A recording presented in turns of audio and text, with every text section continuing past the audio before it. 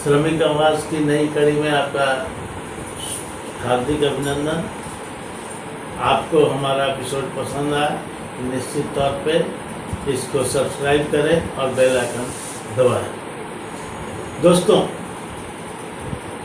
लगभग 3 वर्षों से लंबित बैंक कर्मियों का वेतन समझौता में मेमोरेंडम ऑफ अंडरस्टैंडिंग बन गया। बैंकिंग उद्योग में कार्यरत बेफी और इनवेब छोड़कर सारे संगठनों ने इस एमयू पर साइन कर दिया है। इस एमयू का मूल बिंदु निम्नलिखित है। पहला, यह वेतन समझौता 1/11/17 के प्रभाव से लागू होगा, यानी 10वां समझौता जिस तारीख को समाप्त हुआ उसके अगले दिन से 11वां समझौता चालू हो गया। दूसरा है कि वेतन पुनरीक्षण में वार्षिक वेतन पर आने वाले खर्च में 15% की बढ़ोतरी की जाएगी। यह बढ़ोतरी 31/3/2017 के खर्च पर की जाएगी, यानी कि 31/3/2017 को जो वेतन के मद में खर्च आ रहा था उसमें 15% की बढ़ोतरी बैंकों द्वारा दी जाएगी, जो कि कर्मचारियोव के वेतन और भत्ते में वितरित होगा। इसमें बैंक का कुल खर्च 7,898 करोड़ रुपया आएगा। तीसरा, नए वेतनमान में 6,352 सूचांक डीए को मर्ज कर दिया जाएगा। यह डीए जो है जून जुलाई अगस्त 2017 का डीए, जून जुलाई अगस्त 16 का डीए इसमें मर्ज किया जाएगा और मर्ज करके बेसिक वेतन बनाया जाएगा। उसके ऊपर 2.5% का लोड दिया जाएगा, यानी बेसिक पे जो आपका है उसमें जो डीए 6,352 सूचांक डीए आता है वो आप पे मर्ज कर दिया जाएगा। उस पर 2.5% का लोड देकर के आपका बेसिक तय किया जाएगा। चौथा है वेतन वृद्धि, जो वार्षिक वेतन वृद्धि होती है जिसको इंक्रीमेंट कहते हैं। इंक्रीमेंट पर बाद में तय किया जाएगा, उस पर गणित करके दोनों पक्ष इस पर निर्णय लेंगे कि वार्षिक वेतन वृद्धि का इंक्रीमेंट कितना तय होगा। 5वां जो तय किया गया है, एक नई चीज बैंकिंग इंडस्ट्रीज में लाई गई है कि यदि बैंक प्रॉफिट करेगी तो उस प्रॉफिट का हिस्सा उस बैंक के तमाम अधिकारियों एवं कर्मचारियों को बेसिक पे और के रूप में दिया जाएगा साल में 1 बार। उसमें ये तय किया जाएगा कि बैंक का कितना ऑपरेटिंग प्रॉफिट या नेट प्रॉफिट है, उसके आधार पर साल में दिन का वेतन, मान लिया ज्यादा प्रॉफिट है तो हो सकता है 10 दिन, 20 दिन, 25 दिन, 30 दिन का वेतन दिया जाए। कम प्रॉफिट है तो 2 दिन, 5 दिन का वेतन दिया जाएगा। यह जो नीति बनाई गई है हर बैंक के लिए स्वतंत्र है। जो बैंक जितना मुनाफा कमाएगा उस बैंक के कर्मी को उतना दिनों का जो है लाभ दिया जाएगा। ये प्रॉफिट लिंक इंसेंटिव नाम से एक नई परंपरा चालू की गई है। छठा जो उसमें आया है कि एलटीसी रिटायरमेंट, आम बैंक कर्मी की जो पीएल होता है जिसको प्रिविलेज लीव कहते हैं, उसका एक्यूमुलेशन होता है। वो एक्यूमुलेशन की एक सीमा है 240 दिन तक उनका खाते में वो जमा होता है, उस एक्युमुलेशन में से बैंक कर्मियों को एक नया प्रावधान दिया गया है कि एलएफसी और रिटायरमेंट के अलावा साल में किसी भी त्योहार के अवसर पर 5 दिन अपना छुट्टी का नकदीकरण करा सकते हैं।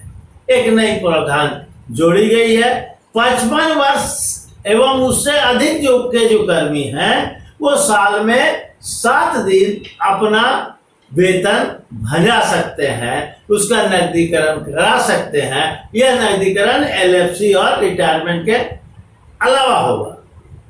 7वां बना है जो सहमति, new pension scheme. New pension scheme में जो 10% का योगदान बैंक द्वारा दिया जाता है उसको बढ़ा के 14% किया गया है। 8वां जो साइन हुआ है उसमें तय किया गया है कि अन्य मुद्दों पर दोनों पक्ष आपसी सहमति से राय कर लेंगे। 9वां जो एमओयू का है कि 90 दिनों के अंदर 11वां बाइपार्टाइट के सारे पहलुओं पर विचार करके एक नियमित बैठक करके तैयार कर लिया जाएगा और 90 दिन के अंदर बाइपार्टाइट पूर्ण स्वरूप में आ जाएगा। ये तय हुई है। बड़ा ही बैंक कर्मियों में खुशी का माहौल था, लेकिन बैंक में कार्यरत एक संगठन BEFI, bank employees federation of India ने इस एमओयू पर साइन नहीं किया। उसका कहना है कि ये एमओयू बैंक कर्मियों के साथ धोखा है। सरकार द्वारा जो प्रावधान लाए गए हैं वो हम जो बैंक के यूनियनों के साथ सहमति बनी थी उसके विपरीत बुलाए हैं।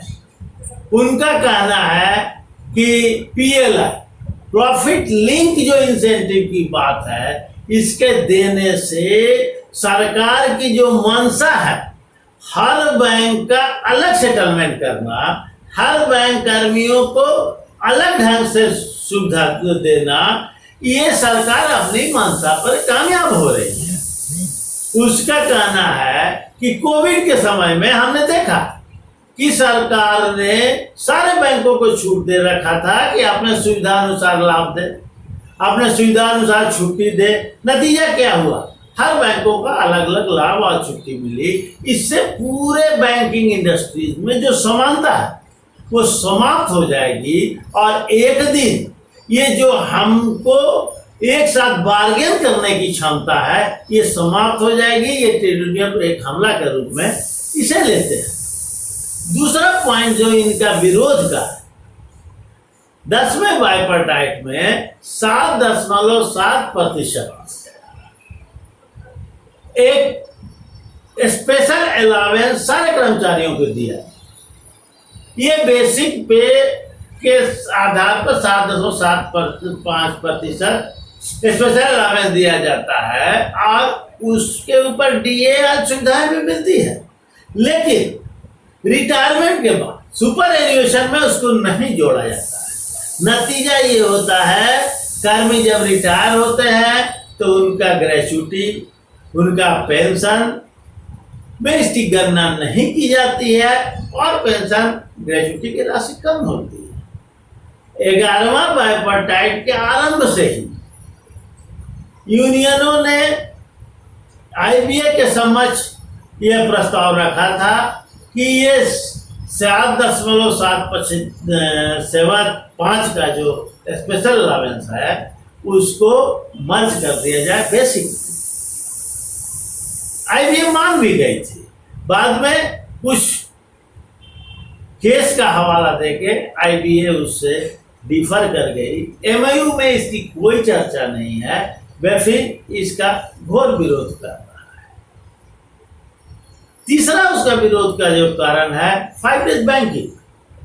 आज ये परंपरा चल गई है कि लोग वर्क फ्रॉम होम करते हैं। बैंकिंग उद्योग का भी प्रोडक्ट जो है उसका उपभोग के लिए बहुत सारे चैनल्स खुले हुए हैं। आप देख रहे हैं आईटी सेक्टर के द्वारा हम बैंक मोबाइल बैंकिंग कर रहे हैं, ऑनलाइन बैंकिंग कर रहे हैं, एटीएम से बैंकिंग कर रहे हैं। तो ये समझ इन सुविधाओं के आने के बाद हमारी समझ है कि बैंकों को यदि 5 डेज बैंकिंग कर दिया जाए, इससे कस्टमर्स को कोई परेशानी नहीं होगी। और इस पे हमारी मांग चल रही थी, चल रही है। मेमोयू में इसकी कोई चर्चा नहीं की गई है। बेफी इसका भी विरोध कर रहा है। चौथा पॉइंट इनका विरोध का जो है पेंशन अपडेशन। बैंकिंग उद्योग में जो एक बार पेंशन का फिक्सेशन हो जाता है, उसके बाद कितना भी वेतन समझौता हो कि कोई पेंशन में अपडेशन नहीं होता है। नतीजा ये होता है कि जो पहले रिटायर हुए हैं और उनका बहुत कम पेंशन हो जाता है। बाद में रिटायर करने वाले को चूंकि अपडेट पेंशन मिलता है। केंद्र सरकार में, राज्य सरकारों में ये प्रावधान है कि जब भी वेतन पुनरीक्षण होता है तो पेंशन का ही पुनरीक्षण होता है। बैंक यूनियनों की ये मांग चली आ रही थी। आईबीए ने बताया था कि इस पर एक्चुअरी द्वारा खर्च का आंकड़ा निकालकर हम इस पर निर्णय लेंगे। 3 साल हो गया, आईबीए द्वारा किसी तरह का कोई आंकड़ा नहीं प्रस्तुत किया गया है। वैसे हालत में ये निश्चित तौर पे रिटायरी के साथ अन्याय है। और जो समाज का वृद्ध वर्ग है, जिसका योगदान बैंकिंग इंडस्ट्री खड़ा करने में इतना बड़ा है, उसके ऊपर इस ढंग से सरकार की उदासीनता निश्चित तौर पर चिंता के विषय है। इसलिए बेफी ने इस एमओयू पर साइन नहीं किया है। अगला जो इसका 5वां पॉइंट है कि फैमिली पेंशन रिवीजन। आपको जानकर आश्चर्य होगा कि बैंकिंग उद्योग में फैमिली पेंशन बहुत कम है। ये इतना खराब हालत है कि उस पे परिवार का चलना बड़ा मुश्किल हो जाता है। यूनियन के द्वारा ये आईबीए के साथ उठाया गया था। आईबीए ने यह आश्वासन दिया था कि बिना कोई सीलिंग के 30% फैमिली पेंशन कर दी जाएगी। और हम इस आशय का रिकमेंडेशन भारत सरकार के पास भेज रहे हैं। ये इन्होंने 2-3 बैठक के पहले ही इसके ऊपर सहमति दी थी, लेकिन एमओयू में इसका चर्चा नहीं किया गया है। इन बातों को लेकर बेफी में घोर रोष है। बेफी के तमाम कर्मी काफी गुस्सा में हैं। आपको मैं बता दूं, बेफी एक ऐसी संगठन है जो लगातार संघर्षशील है। आप अगर इतिहास देखें कि 7वां द्विपक्षीय समझौता जब हुआ था, उस समय ये प्रावधान आया था कि देश के 3 बैंकों में इस समझौता का लाभ नहीं दिया जाएगा क्योंकि वह नुकसान में थे। बेफी ने उस वक्त भी विरोध किया और विरोध के बाद सरकार को मजबूर होना पड़ा और वो समझौता सारे पर लागू करवाए। इसलिए बेफी को हम रेड सैल्यूट करते हैं कि उसने पुनः यह मुद्दा उठाया और निश्चित तौर पे अगर संघर्ष करेंगे इन मुद्दा पर भी हम विजय पाएंगे। बेफी के